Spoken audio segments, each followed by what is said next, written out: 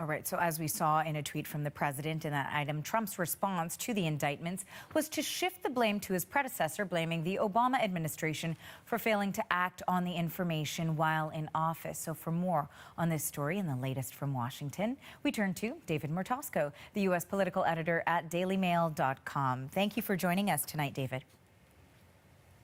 Anytime, Aarti. So first, let's ask you what you make of Trump's reaction to the indictments. Well, on one hand, he's right. I mean, there's not much he can do about it. The election's over. I think it's fair to say, based on the intelligence assessments President Obama was getting daily during 2016, that there was some knowledge it was going on. But what I find telling, actually, is something that hasn't been reported a lot. You may remember Sean Spicer, the very flamboyant press secretary that Trump had at the beginning. He wrote a book that's coming out, I think, the week after next. We got an advance for part of it. Part of it says that the law enforcement and intelligence community was coming to the Trump campaign in October and November of 2016 when Trump was saying the election's going to be rigged. If I lose, it's because it's rigged. Telling the campaign, look, stop saying this. We need to put a lid on this. Frankly, there's no chance the Russians could impact the election in the first place. So we had our own intelligence community telling Obama it's dangerous, you should do something, but also telling the Trump folks, look, at the end of the day, it's not going to amount to anything. And I think in the long-range analysis, that's the right position. It didn't amount to anything. So in Trump's mind, he's a results-oriented guy. He's not a process guy. He says they didn't do anything but scratch us. You know, let it be and worry about bigger things like Syria and NATO. And, you know, to the point that you are making in regards to the way that the former president, Barack Obama, reacted to information about interference by Russia into the U.S. presidential election, we should point out that he did have a conversation, and it's been described as he confronted Putin in regards to those allegations.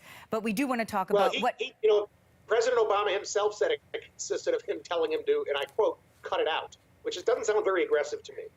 Well, on that very point, David, we want to ask you about Trump discussing this at his upcoming summit with Putin.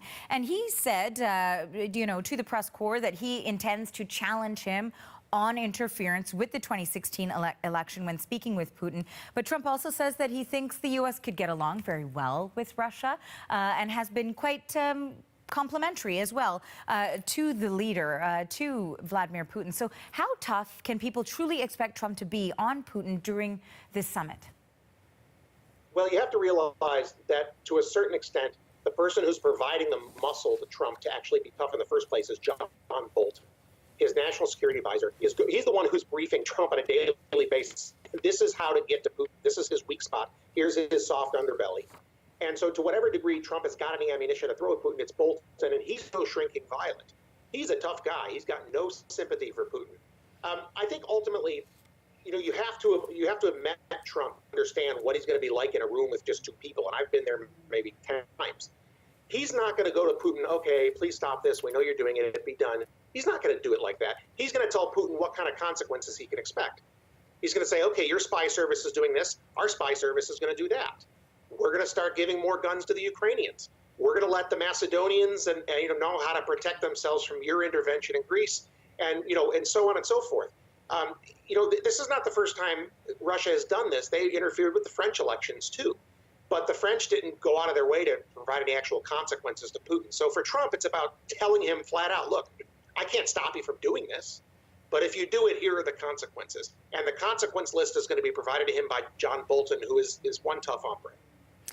And now to the point again of the sort of commentary that Trump has had towards Putin. We know that he has had some praise for the president of Russia, but it's not only Putin that he's been praising. Today, I'm sure you're aware of an article that was published in the Daily Mail in an interview with the U.S. President Donald Trump and Piers Morgan. Trump in that interview says that he gets along with North Korean leader Kim Jong-un and that he's smart and funny. And this is at the same time while he's ruffled many feathers with NATO allies during his Europe trip. So is this the direction or the strategy we can come to expect from this administration, sort of exchanging pleasantries with America's foes and then challenging their allies? Well, yes, I think that's, to a certain extent, that's part of what he's doing, but I don't think he's not challenging our foes. I mean, look how he behaved during the presidential campaign. he had some very complimentary things early on to say about Marco Rubio and Ted Cruz. Ultimately, he went in and absolutely crushed them. Now, I have no idea what the result's going to be in North Korea or in Russia. I don't know whether Russia's going to get muscled out of Syria or what's going to happen. But ultimately, I don't think we should listen to what he says in public and take it as any indication of what he says in private. Those are two very, very different people. I mean, I remember Donald Trump a day I flew with him on his private jet. He had finished a rally being rather complimentary to Ted Cruz toward the end of the primaries, and then he got on the airplane and just unleashed a blue streak about the guy. And I asked him, what would you do if you were in a room with Ted? And he said, I'd bring his neck. He's a very different person when the lights are not on, when the crowd is gone, when he's not on Twitter. So I personally, as an American, I wish I could be a fly on the wall so I could see how he actually behaves to Vladimir Putin when they meet face to face in a closed room. Of course, none of us could do that, but I think it's a mistake to take his sort of vapid praise of Putin that kind of makes us all curl our toes a little bit and think that's actually how he's going to behave in Helsinki. I don't think that's true at all. And you're certainly not the only person who wishes they could be a fly on the wall for that meeting between the two leaders. Finally, I have a question for you, again, that also comes out of this interview that was published in the Daily Mail. So in that interview, we heard also from Donald Trump that he intends to run for re-election in 2020. Sure. And in that interview, he says, it seems like everybody wants me to. With his approval rating sitting just about 40% in some of the most recent numbers, do you think it's a little premature to say that I'm going to run again in 2020? No, of course he's going to run again. I mean, look, what's he going to say? No, or I'm not sure? I mean, if he says I'm not sure, that sets off a warning bell among the Republicans to sort of, find a new candidate. You can't say anything in that situation other than I'm confident I'm running. And when he says everybody wants me to, he means everybody inside the Republican Party.